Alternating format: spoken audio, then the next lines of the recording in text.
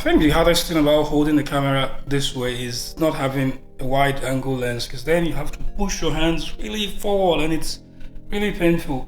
Anyways, welcome to my YouTube channel, guys. My name is Festus Obi, and on YouTube I make videos about the non-technical sides of the tech industry that no one really talks about, the parts that are really unspoken about.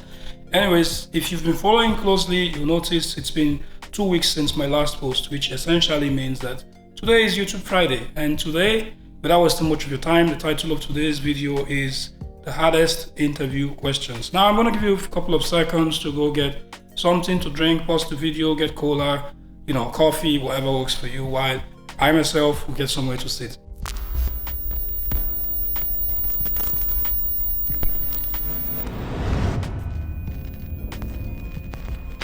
Now I know what you're thinking. You're probably thinking I'm here to tell you of one time I went for an interview and I was bombarded with several LeetCode, HackerRank, coding tasks, and algorithm questions and stuff like that.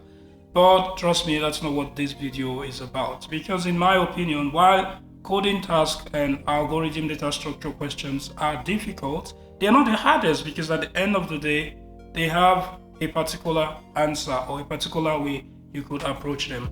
But then when it comes to HR questions, these are the ones that a lot of people don't do so well in, or those kind of like interviews with either a HR person or a manager or whatever. Those non-related, non-tech related kind of questions. And if you're anything like me, for the longest time, I thought these questions were baseless, like not important to the job, because I'm getting hired to do something technical, right? So why do I actually have to answer questions like, where do you see yourself in 5 years and stuff like that?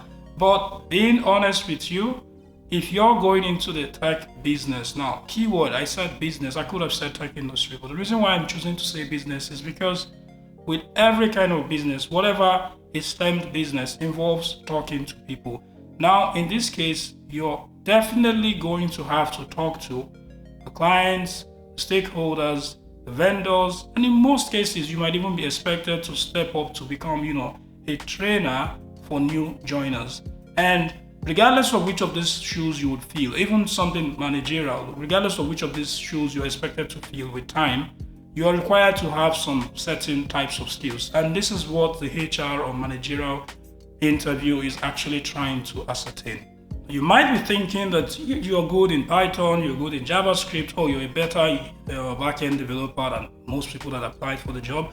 But truth be told, if you have the technical side of things and you don't have the soft skill or people-related or managerial skills that the company is looking for, you wouldn't qualify, because honestly, it's 50-50. Being technical and not being able to talk to clients is bad for business, let's face it. Because at the end of the day, most of the clients, depending on the size of the company, do not even have technical skills. And you're actually most likely going to be having the interview with a HR person that also does not understand IT that in-depth. So the things you say, or the way you communicate, is the way you sell yourself for the most part. In fact, I know people who are not so technical, but they still get hired because they have the other parts. And technical skills are things that, depending on which one you're going for, they are things you can actually learn on the job. So without further ado, let's talk about the actual questions, the hardest interview questions. And I've got 5 of them for you, because in my opinion, these are the 5 that I think that if you prepare for, most definitely you will get, or you will run into 2 to 3 of them. Whether you're interviewing the HR person or the manager of the particular team you're going to be onboarded to if you get the job. And question number 1 happens to be, why are you leaving your current job? And this question is very difficult, because it is so easy for you to, start talking. And if you're not even prepared, you could just start talking. Because the honest truth is, many people leave their job because of money, not because, the job is not okay, or not because they are not growing on the job. Many people leave the job because of money. And also, in most cases, you don't want to put it out there that the reason why you're going for the new job is because of the higher pay. So you want to be careful what you say on this. You want to be very, very conscious of what you're saying. And most importantly, don't mistakenly throw your current employer under the bus by saying something bad about them. Because then you're giving the person interviewing you the notion that this is the kind of person you are, you do anything for money and stuff like that. So be conscious about how you explain the situation. Most importantly, be as honest as you can and say what it is that matters to you that your current job cannot provide for you anymore. Now, question number 2 happens to be somewhat closer to the first, in that, it's actually like on the flip side. Now, the question is, why are you applying for this current job?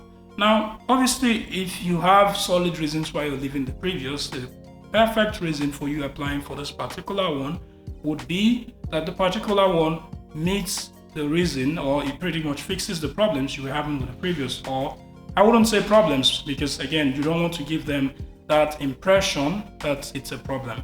Rather, it's a lack. So make it look like they have a lot of provisions that meets, what you're lacking in your present job.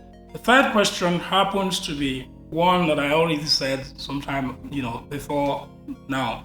And that question is, where do you see yourself in 5 years? Now, most companies don't even ask these questions anymore because, a lot of people get upset when they ask this question. In fact, a lot of HR people see it as a question that is not, reasonable, because why would you ask someone stuff like that when you, even as an individual, don't even know where you're going to be in a year or two?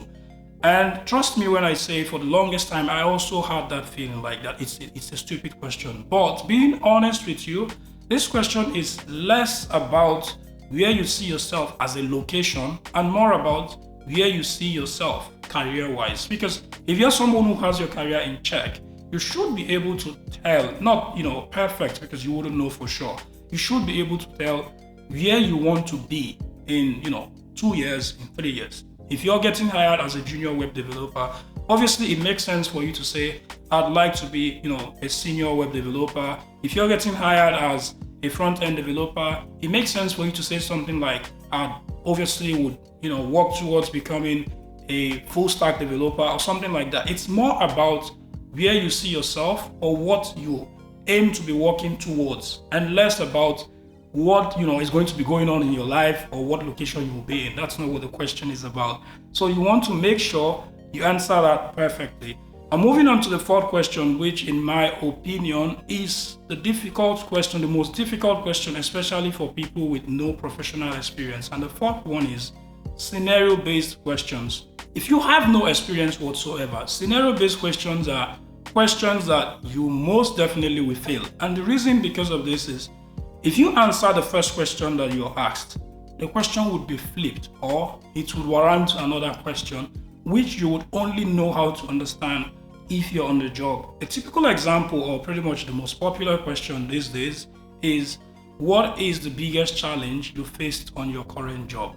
Now, if you explain it, most definitely it's going to be maybe there was a critical incident or a ticket, or if you're working on ops, or a particular time the project was reaching the deadline, or you were assigned a particular task you could not handle.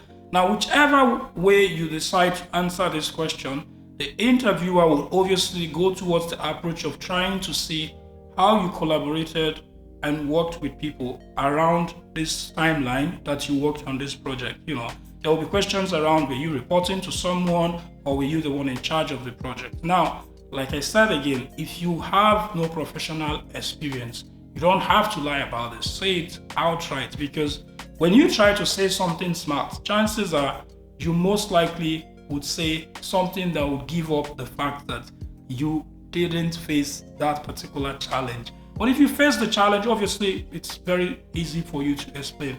But most importantly, focus on the parts where you explain if you were reporting to someone or if you were in charge. And if you were in charge, focus on the parts where you explain, how you manage to delegate the task and get it handled, so that it doesn't get to that part where the project is a disaster. So now moving on to the last question. The last question is maybe not exactly hard, but it's one that makes people kind of like uncomfortable. And the question is obviously about money. The last question is salary expectation. Now, I think this is something I've come to master. Again, like I said during my last video, which was about the perfect interview. If you've not watched that, by the way, tap the card here and go watch it. Now, like I said, interview is a skill that has to be mastered. So when you've done one, two, three, four, five, tens of them, you get to understand that there are common things that interviewers are looking out for. It's not a black and white thing because really it depends on the job. But if you've done several of them, you understand or know how to handle them. When it comes to salary expectation, yeah, it gets people, it gets people a little bit uncomfortable because it's money. You're thinking, oh, what if I say something too small and they think I'm too desperate? Or what if I say something too high and they think I'm greedy? And that is why I kind of I realize that there is an awesome way to do it these days. Now, when I get asked salary expectation, I don't hit a number anymore. I give a range. An example is, let's say in your location, people who work as front-end developers or front-end engineers and say somewhere around 7,000 to 10,000, whatever currency that is, dollars, euros, pounds, whatever.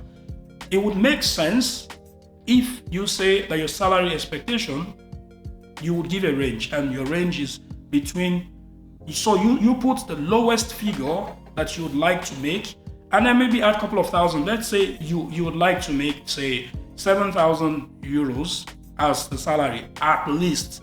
Now, it makes sense for you to say your salary expectation would be somewhere between 6 to 9K. And trust me, I know this so well. Most employers don't give exactly what you ask for. I mean, if you say 6K, they wouldn't give 6K if they have that money.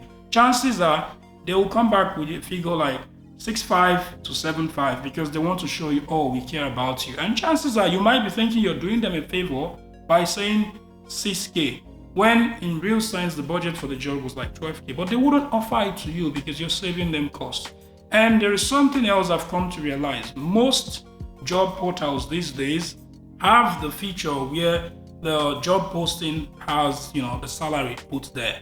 And again, what you notice with that is most people looking for jobs, they don't put the exact salary, they put a range. So it could be somewhere between 15K to 25K or 35K. And the reason why that is the case is, even if it is a junior position, there are different levels to being a junior. Someone who learns how to code 6 months ago and is applying for their first job is the same as someone who's been coding for 6 months but has 6 months experience on the job. But the person with 6 months experience on the job obviously should be paid higher because they obviously, chances are this person knows better than you know. Now, if you look at a job posting that says the salary is 15K to 25K, and on the interview you're asked what your salary expectation is, at least for myself, what I do is I pick the median. In this case, I don't give a range because I already saw how much you have to spend. So if you're going to pay 15 to 25, I'm obviously going to tell you that my salary expectation will be somewhere around 20 to 22K, and save the rest for you.